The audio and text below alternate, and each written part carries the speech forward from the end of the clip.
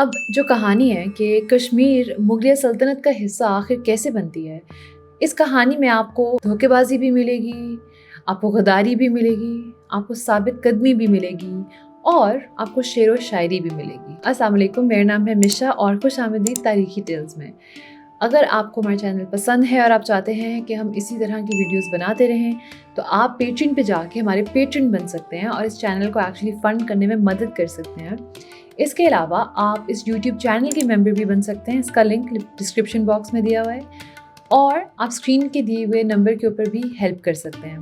اس کے علاوہ آپ لائک، شیئر، سبسکرائب، کامنٹ، یہ سب کچھ تو ضرور کیجیے گا، اس سے بھی ہماری بہت مدد ہوتی ہے، شکریہ۔ تو مغلوں کی فیسینیشن کشمیر سے اس دور سے سٹارٹ ہوئی ہوتی ہے جب وہ مغل بنے بھی نہیں ہوتے، یعنی کہ اگر آپ مغلوں کے باء و اجداد بھی دیکھو، جیسے کہ امیر تیمور، وہ بھی اپنی کتاب میں کشمیر کی بات کرتے ہیں۔ انہوں نے لوگوں سے کشمیر کی کہانیاں سنی ہوتی ہیں اور وہ کہتے ہیں کہ کشمیر جیسی جگہ کوئی نہیں اس دنیا میں، اور یہ وہ اس کی خوبصورتی کے بارے میں بات کرتے ہوئے کہتے ہیں۔ تو مسئلہ یہ ہے، جب مغلیہ سلطنت کھڑی ہوتی ہے برِ صغیر میں، اب اس دور سے آگے کشمیر کے اپنے حالات کچھ اتنے اچھے نہیں جا رہے ہوتے، وہاں پہ ایک کے بعد ایک حکمران بدل رہا ہوتا ہے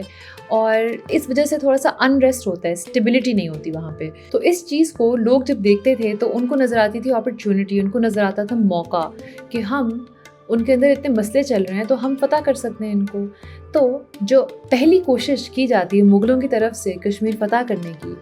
وہ کوشش کی جاتی ہے بابر کے انڈر۔ اب ظہیر الدین محمد بابر وہی آدمی تھا جس نے مغلیہ سلطنت کھڑی کی تھی، اور وہ 1528 میں اپنے جنرل شیخ علی بیگ کو اور محمد خان کو بھیجتا ہے کشمیر فتح کرنے کے لیے، لیکن وہ بابر کی آرمی اور اس کے جنرل بری طرح ہرا دیے جاتے ہیں کشمیر کے تب وزیر کے ہاتھوں، جو تھے ملک قاضی چک۔ بابر اس کے بعد ایک دفعہ پھر سے کوشش کرتا ہے اور وہ ایک ابتہ حکمران کشمیر میں لگانے میں کامیاب ہوتا ہے جن کا نام تھا نازک شاہ، لیکن یہ کامیابی کچھ دیر کے لیے ہی رہتی ہے اور وہ آدمی بھی پھر تخت سے ہٹا دیا جاتا ہے۔ اب یہ جو ایک ٹرینڈ بابر سیٹ کرتا ہے نا، یہ آگے چلتا ہے مغلیہ دور میں، کیونکہ بابر کے بعد آتا ہے ہمایوں، اور ہمایوں کی بادشاہت کے دوران اس کا جو بھائی ہوتا ہے کامران مرزا، وہ جب دیکھتا ہے کہ اچھا کشمیر کے اندر آپس میں لڑائیاں چل رہی ہیں، حکمران بدل رہے ہیں پھر سے، تو وہ بھی اس کو ایز اے موقع لیتا ہے اور وہ 1531 کے اندر تقریباً 3000 گھڑ سواروں کے ساتھ ایک آرمی بھیجتا ہے کشمیر کی طرف۔ اس آرمی کے لیڈرز ہوتے ہیں شیخ علی اور مرہم بیگ، لیکن اب ہوتا یہ ہے کہ جب وہ لوگ وہاں تک پہنچتے ہیں تو جو کشمیری لوگ ہوتے ہیں وہ لوگ نہیں چاہتے کہ باہر سے کوئی آ کے ان پہ حکمرانی کرے، تو وہ لوگ ان کے خلاف ایک قسم کا کھڑے ہوتے ہیں اور ان کو واپس بھیج دیتے ہیں۔ اس کے بعد ایک مرزا حیدر دولت نامی آدمی آتا ہے جو کہ بابر کا ایک کزن تھا اس کے نانکے کی طرف سے، اور یہ آدمی بار بار کشمیر کو فتح کرنے کی کوشش کرتا ہے۔ اس کو ظاہری بات ہے مغلوں کی طرف سے بیکنگ ہوتی ہے اور کافی دفعہ یہ فیل ہوتا ہے، یہ نہیں قبضہ کر پاتا کشمیر کے اوپر، لیکن 1540 کے اندر یہ ایکچولی نازک شاہ کو پھر سے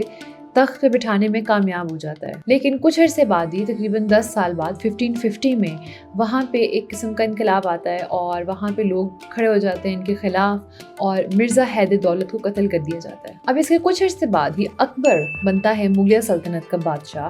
وہ بنتا ہے 1556 میں، اور اس دور میں کشمیر کے اوپر جو چک ڈائنیسٹی ہے ان کی حکمرانی ہوتی ہے، چک خاندان کی، اور تقریباً 1578 میں یوسف شاہ چک جا کے بنتا ہے کشمیر کا حکمران۔ لیکن کچھ عرصے بعد ہی وہاں پہ پھر سے جنگیں شروع ہو جاتی ہیں لوگوں میں آپس میں، اور ایک جنگ ہوتی ہے عیدگاہ پہ جہاں پہ یوسف شاہ اپنی تخت اس کو چھوڑنا پڑتا ہے اور ایک میرا سید نامی آدمی کے ہاتھوں میں کشمیر چلا جاتا ہے۔ اب یوسف شاہ جو ہے وہ مختلف جگہوں پہ جاتا ہے اور تقریباً 1580 میں وہ آخر جا پہنچتا ہے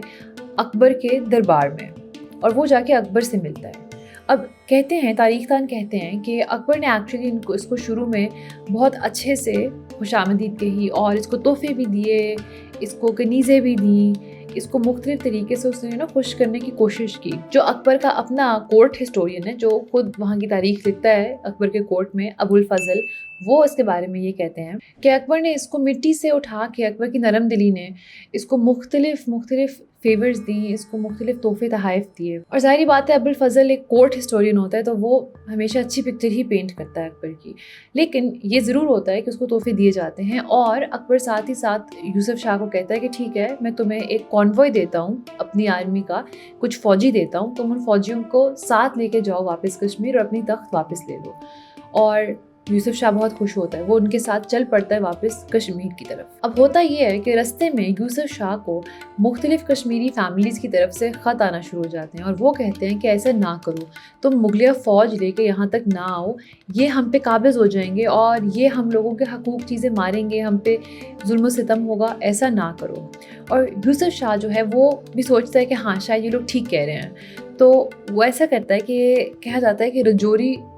پہاڑ کے قریب جا کے وہ ایک دم غائب ہو جاتا ہے آرمی سے. تو آرمی جا رہی ہوتی ہے، یوسف شاہ غائب. اگر یوسف شاہ کے نظریے سے دیکھیں تو ظاہری بات ہے وہ اپنے لوگوں کا سوچ رہا ہوتا ہے، لیکن اگر اکبر کے نظریے سے دیکھیں تو اس کو یہ بہت بڑا دھوکہ لگتا ہے. اس کو لگتا ہے کہ اس کے ساتھ غداری کی گئی، اس کی نرم دلی کا اور اس کے اچھے اخلاق کا اس کو یہ بدلہ دیا گیا کہ اس کو آرمی کو چھوڑ کے وہ بھاگ گیا یوسف شاہ. تو اکبر بہت غصے میں ہوتا ہے. اب دوسری طرف تو یہ اکبر کی آرمی واپس چلی جاتی ہے، لیکن اب دوسری طرف یوسف شاہ جو ہے وہ سوپور پہ ایک جنگ لڑتا ہے اور وہ کامیاب ہو جاتا ہے اپنا تخت واپس لینے میں. تو 1580 کے اندر ہی یوسف شاہ واپس اپنا تخت لے لیتا ہے. اب اس کے بعد یوسف شاہ ایکچولی بہت کوشش کرتا ہے کہ وہ اپنے حالات و واقعات ٹھیک کرے مغلیہ سلطنت کے ساتھ. وہ راجہ مان سنگھ کے ذریعے کافی تحفے تحائف بھی بھیجتا ہے، لیکن اب مغلیہ دربار کے اندر اس کی جو ریپوٹیشن ہے وہ ذرا خراب ہو چکی ہے اور اکبر کو اب وہ خاصا نہیں پسند اور وہ اس کی غداری کو معاف نہیں کر سکتا. تو 1858 میں اکبر جو ہے وہ چیزیں اپنے ہاتھ میں لیتا ہے اور وہ ایک بہت بڑی آرمی بھیجتا ہے راجہ بھگونت داس کے انڈر کشمیر کی طرف. اب وہ آرمی اتنی بڑی ہوتی ہے کہ یوسف شاہ سمجھ جاتا ہے کہ ہم اس سے جیت نہیں سکتے، تو وہ فیبروری 1586 میں اپنے آپ کو سرنڈر کر دیتا ہے مغل آرمی کو. اور ایک کوئی معاہدہ ہوتا ہے ان کے بیچ میں اور یوسف شاہ جو ہیں وہ اس کو لے کے آ جاتے ہیں اکبر کے دربار میں. وہاں اکبر اس سے پوچھ تاچھ کرتا ہے کہ جی تم نے یہ جو غداری کی تھی یہ کیوں کی، کیا ہوا. اور کہتے ہیں کہ اکبر جو ہے اس نے سوچا ہوتا ہے کہ کوئی بات نہیں، ٹھیک ہے، میں یوسف شاہ کو واپس بھیج دوں گا کشمیر اور وہی اس کا حکمران رہے گا. اور شاید کچھ اس طرح کا ہو جاتا نا کہ وہ لوگ اب مغلز کے انڈر آتے لیکن ایڈمنسٹریشن ان کی اپنی ہوتی، جس طرح اکثر عموماً فتوحات کے اندر لوگ کرتے تھے. تو ہوتا یہ ہے کہ اکبر کے جو وزیر ہوتے ہیں وہ اس حق میں نہیں ہوتے. وہ کہتے ہیں کہ نہیں، تخت یوسف شاہ کو نہیں دینا، اور اکبر اپنے وزیروں کی بات سن لیتا ہے. تو یوسف شاہ کو تخت کی بجائے 2.5 ایئرز کی جیل ہو جاتی ہے اور اس کے بعد اس کو اڑیسہ میں بھیج دیا جاتا ہے باقی کی زندگی گزارنے کے لیے. اور وہیں پہ اس کی موت واقع ہوتی ہے تقریباً 1591 میں. اب یوسف شاہ کے پیچھے سے یوسف شاہ کا بیٹا یعقوب ایکچولی تخت سنبھالتا ہے اور یعقوب یہ کرتا ہے کہ آگے جا کے جو معاہدہ ہوتا ہے ان کا اور مغلیہ سلطنت کا، وہ اس معاہدے کو توڑتا ہے اور بالخصوص کچھ ایسی چیزیں کرتا ہے جیسے کہ ایک مولوی قاضی موسیٰ نامی ایک آدمی کو قتل کر دیتا ہے اور مختلف اور چیزیں، جس کی وجہ سے مغلیہ سلطنت یہ سوچتی ہے کہ اب ہمیں چیزیں اپنے ہاتھ میں لینی ہی پڑیں گی اور ان سے حکمرانی لینی پڑے گی. کہتے ہیں کہ کچھ کشمیری لوگ بھی اس کے خلاف ہو گئے تھے یعقوب کے. اب اکبر قاسم خان بہر کے انڈر ایک بہت بڑی فوج بھیجتا ہے کشمیر، اور یہ لوگ مختلف جنگیں لڑتے ہیں. یعقوب کی اور مغلیہ سلطنت کی فوج آپس میں مختلف جنگیں لڑتی ہیں.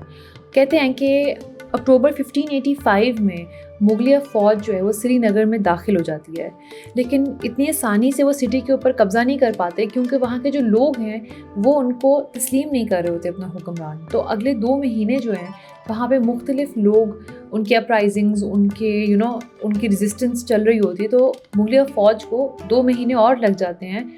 سری نگر کے اوپر ٹھیک سے اپنا کنٹرول جمانے میں، لیکن آخر کار وہ کنٹرول جما ہی لیتے ہیں اور اس طرح کشمیر حصہ بن جاتا ہے مغلیہ سلطنت کا. تو یہ تھی کہانی کس طرح اکبر مغلیہ سلطنت کے اندر کشمیر کو لے کے آتا ہے. اور کہتے ہیں کہ اس کو فتح کرنے کے بعد اپنی زندگی میں تقریباً 3 دفعہ اکبر کشمیر جاتا ہے اور اس کو کشمیر ایکچولی بہت پسند ہوتا ہے. بٹ یہ چک ڈائنیسٹی جب ختم ہوتی ہے، چک خاندان کا راج جب وہاں ختم ہوتا ہے، تو شاید اس کے ساتھ کشمیریوں کا جو اپنے اوپر جو سیلف حکمرانی تھی، جو وہ خود اپنے حاکم تھے، وہ چیز بھی ختم ہو جاتی ہے اور ان کی اسٹرگل آج تک چل رہی ہے. آپ مجھے کامنٹس میں ضرور بتائیے گا آپ کو ویڈیو کیسی لگی، اور آپ سے ملاقات ہوگی اگلی دفعہ. خدا حافظ.